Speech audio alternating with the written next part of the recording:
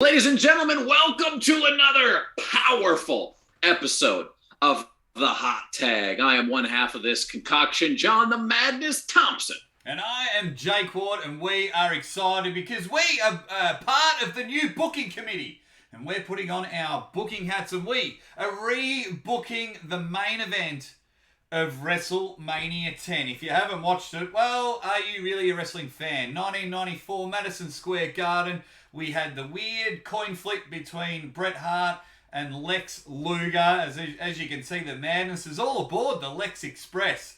That is for sure. It is there.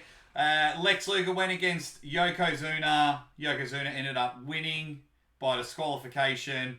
Then goes on to take Bret Hart. Bret Hart ends up winning, becoming your WWF champion. And the madness and I got together and went, we are rebooking it. Now, I am going back to the 1994 Royal Rumble.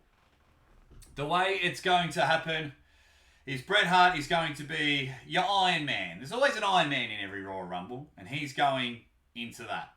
And he's going to come in, around your 10 and 11, put in a massive effort, and at around 15, he's going to eliminate his brother, Owen Hart, and he's going to celebrate and get there. So now the Rumble goes on, so forth. We're down to our final two, and it is Bret Hart and Lex Luger. Bret Hart getting the advantage. All of a sudden, run-ins and things are going on, but Owen Hart sneaks in and topples Bret Hart over the top rope. So Lex Luger is your 94 Rumble winner and going into the main event against Yokozuna. So why I've done that is you've set up the greatest WrestleMania opener of all time. Bret versus Owen. More as a grudge match. And then the way I'm booking the main event, it's just going to be a one-on-one. Now, they learned at SummerSlam 93 that Lex just isn't getting over at the WWF. He's just not getting over, so he's not being world champion.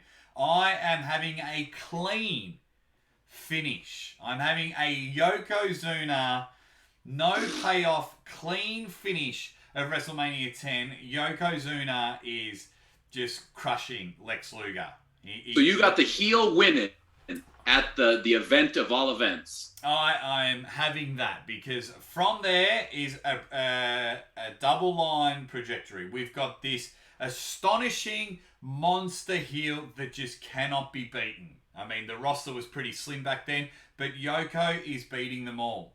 Now, while Bret is climbing this ladder to be the number one contender, he is having his feud still with Owen Hart.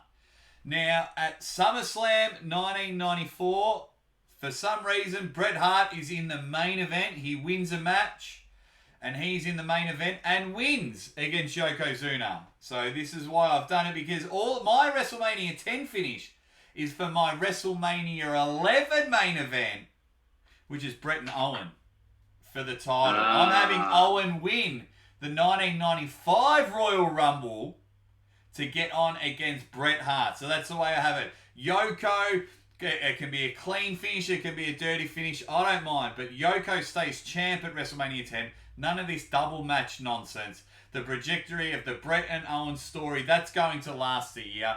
Yoko goes another 6 months as an evil monster champ, and then he's probably put on too much weight, so we need to get the title off him. Owen Hart wins the 95 Royal Rumble, and then WrestleMania 11, you have Bret and Owen Hart. So that's how I have spent a year, and I need to tweak the WrestleMania 10 main event. Wow, that was really good.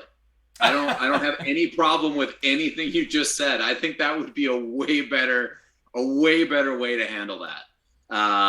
And I think you're right.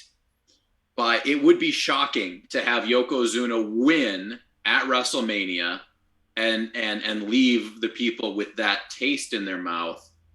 But I think it would work. I do think it would work 100%, because the way it stands is that we had Owen and Bret, and then we had Yokozuna and Lex, and then Lex got screwed out of that match, correct? Yeah, by Mr. Perfect. By Mr. Perfect, who was the special guest referee who was wearing pajama referee outfit, because he had the stripes on the top and the bottom, right? And then of course Brett came back, but he was injured, and then they had to fight through and ends up beating Yoko. Now, I am all aboard the Lex Express, as you can plainly see. So I think in the '94 Rumble, I think you have Lex win it clean, and I think you gotta pump him up though. We gotta do more to pump him up, because obviously what they were doing when they were doing all this Lex Express stuff, and they were doing like the interviews with his kids and wife, who I don't even know if they were his kids and wife or not. None of that was landing, because if everybody remembers, Lex was the fill-in. He was the American fill-in when Hogan was out the door, right? So they were trying to recreate something like that. Now, I loved it. I loved the Stars and Stripes. I thought that was great, but it just seemed like, number one, they didn't want to give Lex the powerful look, and number two, anytime they tried, Lex would open his mouth and then it would all just go down the drain, right? Let's be honest, Lex Luger, not the greatest talker that has ever existed. Not the greatest wrestler that ever existed either, but had a good you know look. what I mean? Had a very good look. I think what needed to happen for me, being pro Lex, Lex wins the Royal Rumble. He gets the right to take on Yokozuna. I don't think Brett needs the title at this point, because he's got that feud with Owen. Him and Owen do not need titles involved in anything they're going to do, because it's going to be awesome. So you send Lex against Yoko. That cleans up the entire WrestleMania 10 card. Now, what do you do with Lex and Yoko? I think you go back to the aircraft carrier where we had that giant slam, right? And you tease that, you bring that out, you fake it just like they actually did, where Lex tries to get him up and then he gets crushed by him.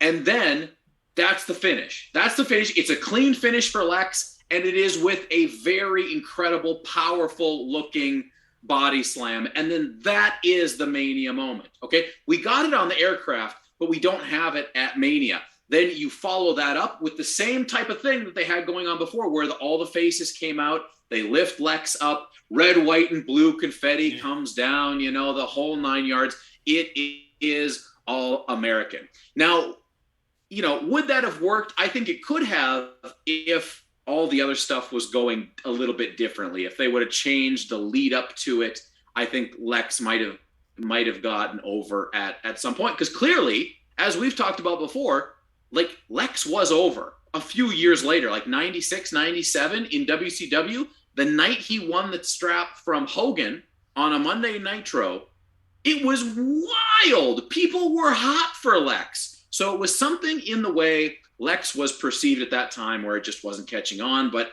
clearly WCW got something out of it. I just wish it would have been with the red, white, and blue Lex, as opposed to the plain black trunks Lex that we got in WCW.